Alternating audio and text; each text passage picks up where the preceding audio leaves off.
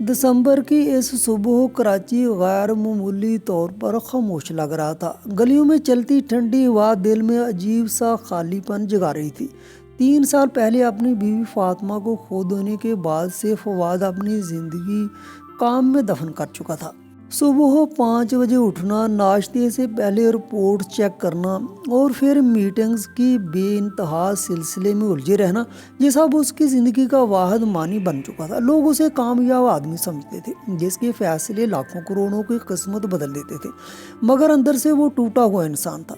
फातिमा की याद उसके दिल में एक ऐसा खला छोड़ गई थी जो भरने का नाम ही नहीं लेता था।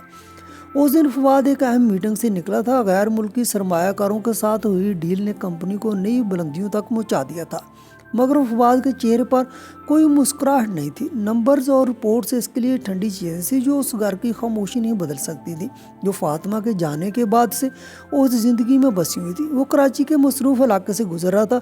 सड़कें हमेशा की तरह शोर, हारन, आवाज़ों और जल्दी में भागते लोगों से भरी हुई। चाय वाले आवाज़ें लगा रहे थे, रक्शे तेज़ी से गुजर रहे थे, दुकानदार ग्राहकों को बुला रहे थे, लेकिन ये सब फवाद के अंदर किसी चीज़ को छू ना सकता था। दुनिया अपनी रफ्तार में मसरूफ़ थी और फवाद अंदर से बिल्कुल सन्नाटे में डूबा हो। उसी दौरान उसे एक आवाज़ सुनाई दी। वो आवाज़ शहर के शोर में दबी हुई थी, मगर इतनी गहरी कि फवाद के कदम खुद ब खुद रुक गए। वो मौसीकी नहीं थी और ना कि तेज़ पुकार, वो एक दबे हुए रोने की आवाज़ थी, ऐसी दर्द भरी जैसे सदियों का दुख उसमें बंद हो। फवाद चंद लम्हे खड़ा सोचता रहा कि आगे बढ़ जाए। कराची जैसे शहर में दुख की कहानियां आम सी थी, मगर उस आवाज़ में कुछ ऐसा था जो दिल को चीर कर रख दे, जैसे कोई बेबस रूह आखिरी दीर आकर मदद की पुकार दे रही हो। उसने कदम खुद उस सिमत बढ़ा दिए। गली तंग थी, दीवारें बुसीदा और नमी सी हटी हुई इंसान के सीने पर बारी लग रही थी। गली के आखिरी सिरे पर वो मंजर फवाद के कदम जकड़ लेने के लिए काफ़ी था। एक छोटी सी बच्ची मुश्किल से 8 साल की फुटपाथ पर बैठी थी। उसके बाल उलझे हुए, चेहरा धूल और पसीने से भरा हुआ, कपड़े फटे पुराने, पाँव नंगे और जख्मों से अटे हुए। लेकिन असल सदमा उस वक्त लगा जब फवाद ने देखा कि उस बच्ची की गोद में 2 साल की एक दूसरी बच्ची बेहिस्सो हरकत पड़ी हुई थी, जैसे कोई भूली हुई गुड़िया। उसके चेहरे पर जिंदगी का कोई रंग नहीं था, होंठ सूखे हुए, जिस्म ठंडा और सांस का कोई निशान नहीं। 8 साल की बच्ची ने नम आंखों से फवाद की तरफ देखा। उसके लहजे में वो बेबसी थी जिसे सुनकर बड़े से बड़ा दिल पत्थर भी पिघल जाए। अंकल, क्या आप मेरी छोटी बहन को दफन कर देंगे? वो आज नहीं उठी, बहुत ठंडी हो गई है। मेरे पास कफन दफन के पैसे नहीं, मगर मैं बड़ी हो जाऊंगी तो आपके सारे पैसे लौटा दूंगी।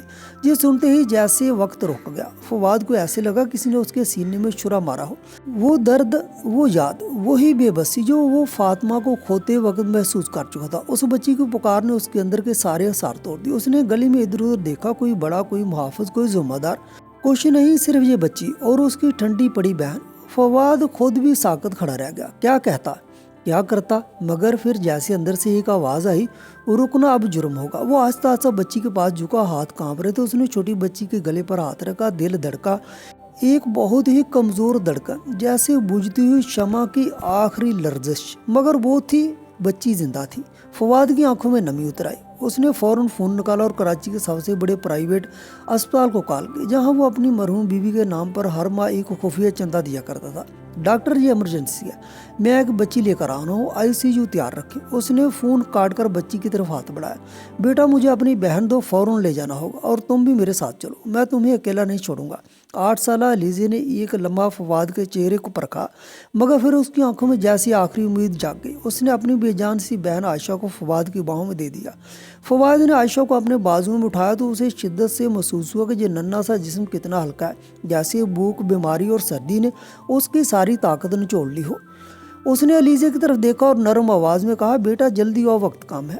अलीजे ने अपना फटा हुआ प्लास्टिक बैग उठाया, वही एक चीज़ जो शायद उसकी पूरी ज़िंदगी का सरमाया था, और फवाद के पीछे दौड़ पड़ी। गली से निकलते ही कराची का शोर फिर उन पर जलगार करने लगा। रक्शों की आवाज़ें, बसों के हारन, चाय के खोखों से उठती बाप, सब कुछ जैसे पहले जैसा था, मगर फवाद की दुनिया बदल चुकी थी। उसकी गाड़ी तेज़ी से दौड़ी और अलीजे पिछली सीट पर बैठी अपनी छोटी बहन आयशा को सीने से लपटाए रोने के करीब थी। अंकल, वो ठीक हो जाएगी ना?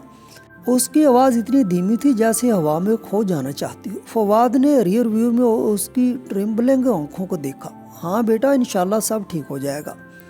डॉक्टर बहुत अच्छे हैं, बस थोड़ा हौसला रखो। उसके अपने दिल की धड़कन बेतरतीब हो रही थी, क्योंकि फातिमा के बीमार दिनों की सारी तकलीफ, डॉक्टरों के चेहरों का खौफ, अस्पताल के कमरों का सन्नाटा, सब एक बार फिर उस पर टूट पड़ा था। मगर उसने उस लम्हे खुद को मजबूत किया।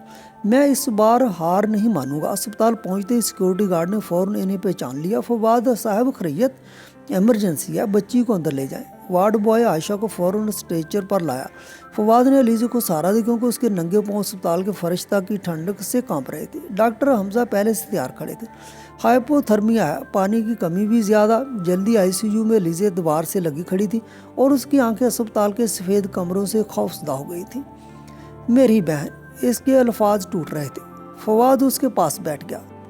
डरो नहीं, डॉक्टर सब संभाल लेंगे। तुम्हारा नाम क्या है बेटा? अलीज़े, उसने आहिस्ता से कहा। ये आयशा है, मेरी बहन। डॉक्टर 2 घंटे बाद वापस लौटे। उनके चेहरे पर थकन जरूर थी, मगर हल्की मुस्कुराहट भी। अल्हम्दुलिल्लाह, हालत अब बेहतर है। सबसे बड़ा मसला सर्दी और भूख थी। हम फ्लूइड्स डाल रहे हैं, अब खतरा कम हो गया है। फवाद ने लंबी सांस ली। अलीज़े ने रोते हुए कहा, शुक्रिया डॉक्टर साहब। फिर जैसे एक ठंडी हवा कमरे में दौड़ गई। फवाद ने पहली बार इस बच्ची के चेहरे पर एक हल्की सी उम्मीद की नमी देखी। डॉक्टर ने पूछा, ये दोनों आपके साथ होती हैं वालिदैन? अलीज़े की आंखें बुझ गईं। मेरे अम्मी अब्बू के साथ एक हादसा हुआ, वो दोनों चले गए, तब से हम दोनों सड़कों पर हैं। वो जुमला अधूरा छोड़कर खामोश हो गई। फवाद के दिल को जैसे किसी ने मुट्ठी में खींच लिया। उसने आहिस्ता कहा, बेटा फिक्र ना करो, अब तुम अकेली नहीं हो, मैं हूं ना। तुम दोनों मेरे साथ चलोगी हमेशा। यह सुनकर अलीज़े ने पहली बार उसकी तरफ देखा, जैसे उसे अपनी ज़िंदगी में पहली बार कोई सहारा मिला हो। रात अस्पताल की पीली लाइट्स में गुजर रही थी। आयशा आईसीयू में शीशे के उस पार वेंटिलेटर की हल्की सी आवाज़ के साथ लेटी हुई थी। अलीज़े फवाद के बाजू से लगी बैठी थी, आंखें नम, मगर बहन के लिए दुआ करती हुई। फवाद ने आसमान की तरफ देखा और दिल में पहली बार ऐसा सुकून महसूस किया जो उससे पहले कभी महसूस नहीं किया था। मगर अभी एक और हकीकत तो उसकी मुंतज़िर थी। फवाद ने दोनों बच्चियों की मुस्तकिल तहवील ले ली तो उसके घर में अजीब सी रौनक बस गई।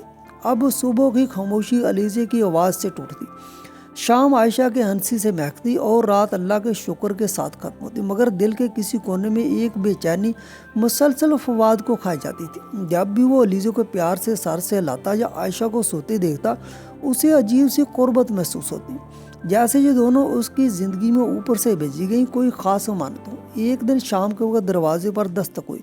फवाद ने दरवाज़ा खोला तो बाहर खड़ा था एक पुराना मुलाजिम, मुश्ताक मियाँ।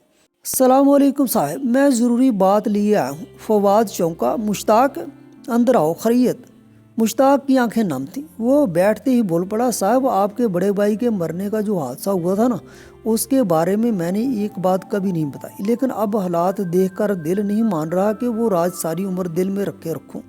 फवाद के जिस्म में सनसनी दौड़ गई। कौन सा राज? फौरन बताओ। मुश्ताक ने हिचकिचाते हुए कहा, साहब ये दोनों बच्चियां जिनको आप सड़क से उठाकर लाए हैं, जी आपके बड़े भाई अहमद साहब की बेटियां हैं। फवाद के हाथ से चाय का कप गिरकर टूट गया। क्या? मुश्ताक ने सर झुकाकर कहा, जी साहब, आपको तो मालूम है जब आप दूसरे मुल्क गए हुए थे तो अहमद साहब की बीवी बीमारी से चल बसी, और जब वो दोनों बच्चियों को साथ लिए कराची निकले तो रास्ते में हादसा होगा, वो मर गए और बच्चियाँ इसी शहर में बेसहारा रह गईं। मैंने बहुत ढूंढा मगर ना मिली। फवाद की सांस रुक गई, उसकी आंखें बाहर आई, दिल जैसे किसी ने शिकंजे में जकड़ लिया हो। ये दोनों अहमद भाई की बेटियाँ। मुश्ताक ने रोते हुए कहा, जी साहब, अलीज़े बिल्कुल अपनी चच्ची जैसी है और आयशा वो अहमद साहब की हूबहू कापी है। फवाद कुर्सी पर बैठ न सका, ज़मीन पर बैठ गया, चेहरा दोनों हाथों में छुप गया, आंखों से आंसू बहने लगे। फातिमा के बाद उसकी ज़िंदगी में जो खला था वो अब एक दूसरे दर्द से भर रहा था। ये दोनों बच्चियाँ उसका अपना खून थी, उसके भाई की निशानी। उसी वक्त अलीज़े दौड़ती हुई आई। अंकल आप ठीक हैं? फवाद ने बेख्तियार उसे गोद में ले लिया, उसके माथे को चूम कर रोने लगा। अलीज़े डर गई। अंकल क्या हुआ? फवाद ने उसके बालों में हाथ फेरा। बेटा तुम मेरे भाई की अमानत हो, तुम मेरी अपनी अज कसम खून भतीजियाँ हो। अलीज़े साकत रह गई। मैं आपके भाई की तो अब्बू, फवाद ने आस्ते से कहा, वो मेरे बड़े भाई थे, तुम्हारे अब्बू अहमद। अलीज़े की आंखों से हिचकी बनकर आंसू निकले। अंकल अब्बू बहुत अच्छे थे, वो हमें हमेशा गोद में सुलाते थे। फिर वो सो गए और नहीं उठे। आयशा भी रोने लगी। फवाद ने दोनों को अपने सीने से लगा लिया। آج برسوں بعد اس نے سچی باپ والی محبت محسوس کی۔ یہ بچیاں اب صرف اس کی ذمہ داری نہیں تھی، اس کا خون تھی، اس کی نسل تھی، اس کا خاندان تھی۔ اس نے دونوں کے سروں پر ہاتھ رکھا اور کہا، آج سے تم مجھے انکل نہیں کہو گی، تم مجھے ابو کہو گی۔ تم دونوں میرے بھائی کی آخری نشانی ہو۔ میں تمہیں تمہارے ابو کی کمی محسوس نہیں ہونے دوں گا، آخری سانس تک۔ علیزہ نے کانپتی آواز میں پوچھا، کیا ہمیں پھر کوئی چھین تو نہیں لے گا؟ فواد نے مضبوط لہجے میں کہا، نہیں بیٹا، اب دنیا کی کوئی طاقت تمہیں مجھ سے نہیں چھین سکتی۔ خدا نے اس ٹوٹے ہوئے دل کو اس کے خاندان کی 2 نئی دھڑکنیں دی تھی۔ یوں کہانی وہیں مکمل ہوئی جہاں سب خواب حقیقت میں بدل جاتے ہیں۔